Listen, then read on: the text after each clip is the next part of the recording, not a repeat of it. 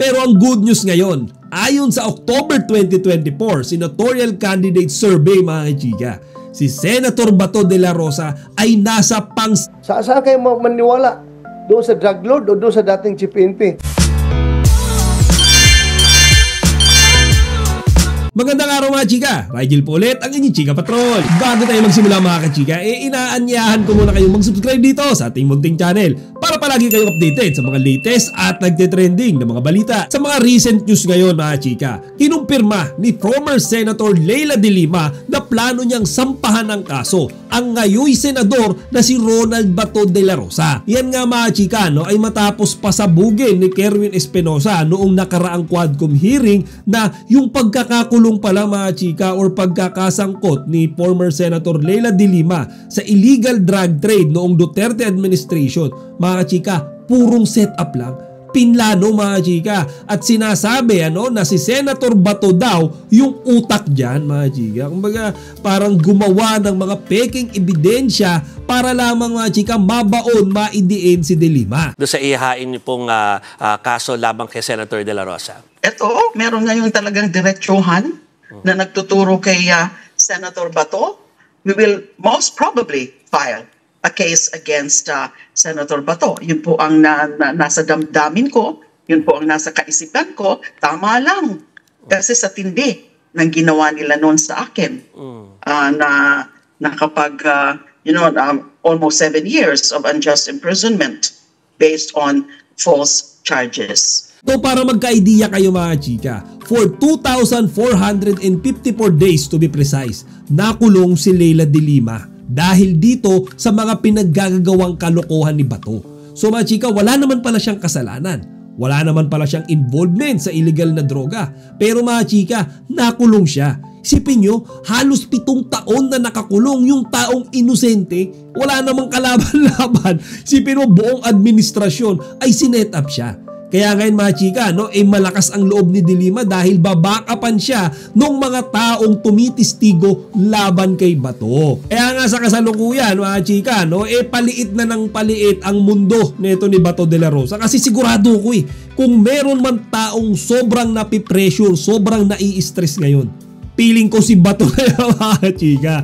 Kasi hinahabol na siya ng mga taong ginawan niya ng kasalanan noong panahon ni Duterte. Sipin nyo mga chika, ito pa.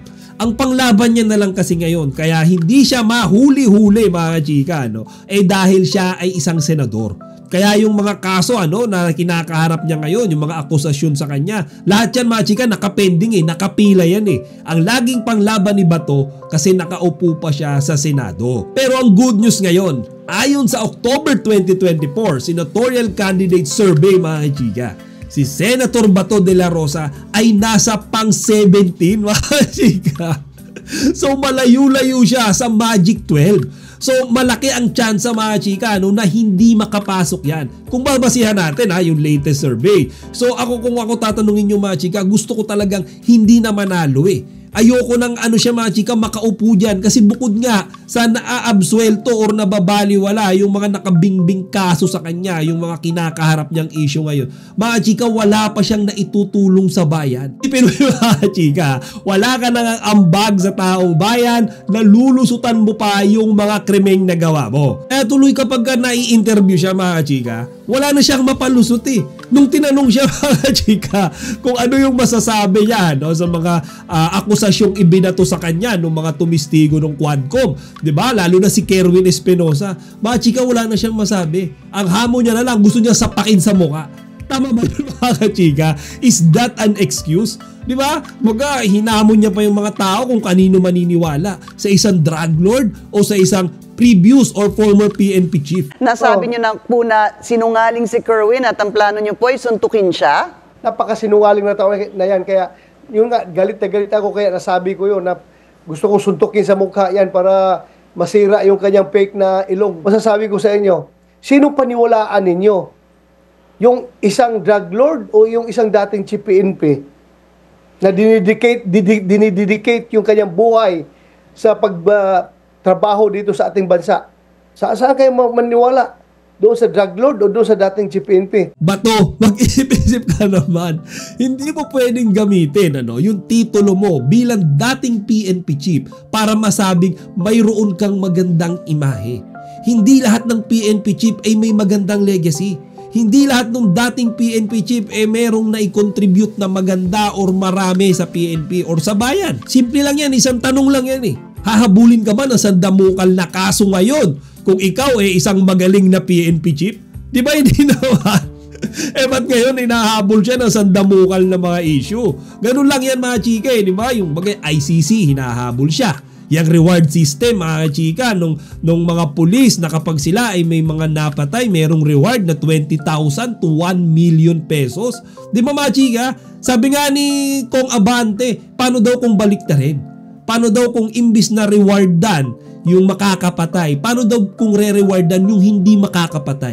'Di ba? Paano kung pagka hindi ka nakapatay, meron kang reward? 'Di ba? Wala naman daw mamamatay na marami noong drug war. Hindi naman daw magiging violente or brutal. 'Di ba mga chika, ganun lang kasimple yun Tapos eto nga yung pagkakasangkot niya pa sabi-sabi sa illegal pogo. Ngayon mga chika, ilan lang yan sa mga naglabasang baho ngayon ni Bato na kinakaharap niya. And I hope tayong mga tao, tayong mga botante ay natuto na sa pangyayaring ito. Nag-agree ako mga chika, sobrang happy ako dito nga sa nakita kong result ng survey mga senatorial candidates na medyo malayo-layo si Senator Bato sa muling pagkapanalo niya. Sana magtuloy-tuloy ito or bumababa pa siya para naman hindi niya na makuha yung titulo ng pagkasenador at magsimula na siyang bayaran lahat ng mga krimen, lahat ng mga kasong kinakaharap niya ngayon. O siya mga chika, hanggang dito na lang muna. Sana huwag niyo kalimutang ibahagi ang inyong mga opinyon dito sa comment section. Chika Patrol signing out!